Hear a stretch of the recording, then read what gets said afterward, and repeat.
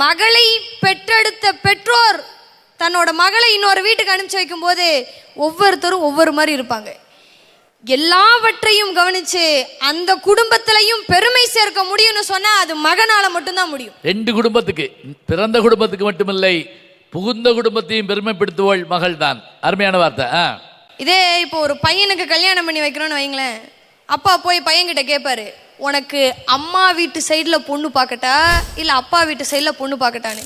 இன்னைக்கெல்லாம் பையன் என்ன சொல்கிறான், எதுக்குப்பா காலேஜ் தான் போகிறேனே, போகிற வழியில் நானே பார்த்துக்கிறேன்னு பையன் சொல்கிறான். ஐயா, இன்னைக்கு மிகப்பெரிய குற்றச்சாட்டை எங்கள் மேலே வைக்கிறாங்க. ஏதோ கல்யாணம் பண்ணதுக்கப்புறம் மருமக வந்த உடனே தான் தனி கொடுத்தனம் கூட்டிகிட்டு போயிடுறா. முதியோர் இல்லங்கள் வருது, மகன்களை அதாவது பெற்றோர்களை பார்க்க மாட்டேங்கிறான்னு மருமக மேலே குறை சொல்கிறீங்களே. இருக்கிறத உயர்த்தி பிடிக்காம பறக்கிறத துரத்தி பிடிச்ச கதையா? மல்லு கட்டுகிற மனசுனால அடிப்படை கல்வியில அகலக்கால் வைக்கிறாங்க.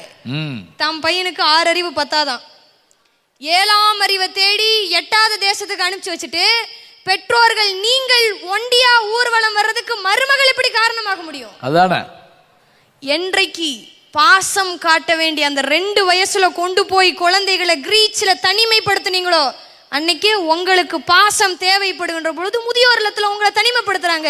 இதுக்கு எப்படி மருமக காரணமா இருக்க முடியும்? ஐயா, நான் கேட்கிறேன், அறிவில் 5 பெருசா 6 பெருசா?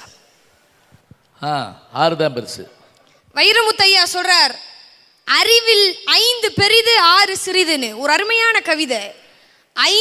அறிவில் 5 பெரிது 6 சிறிது. சீ மிருகமே என்று மனிதனே மனிதனை திட்டாதே.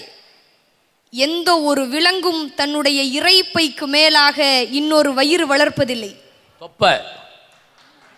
எங்கேனும் தொப்பை கிளியோ தொப்பை முயலோ பார்த்ததுண்டா? விலங்குகளுக்கு சர்க்கரை வியாதி இல்லை தெரியுமோ? இன்னொன்று பறவைகளுக்கு வேர்ப்பதில்லை. எந்த பறவையும் கூடு கட்டி வாடகைக்கு விடுவதில்லை. எந்த விலங்கும் தேவையற்ற நிலம் திருடுவதில்லை.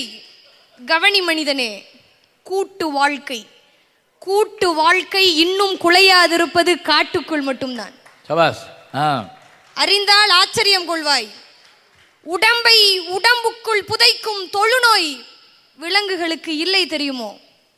மனிதனே இதை மனங்கொள். கர்ப்ப வாசனை கண்டால் பறவைகள் அதாவது காளை பசுவை சேர்வதில்லை. எந்த ஒரு விலங்கும் கர்ப்ப வாசனை கண்டா காளை பசுவை சேர்றது கிடையாது.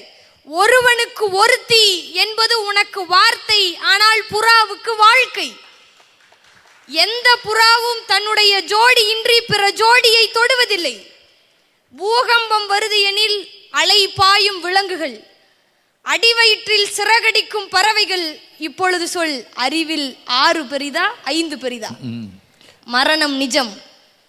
மரணம் வாழ்வினுடைய பரிசு.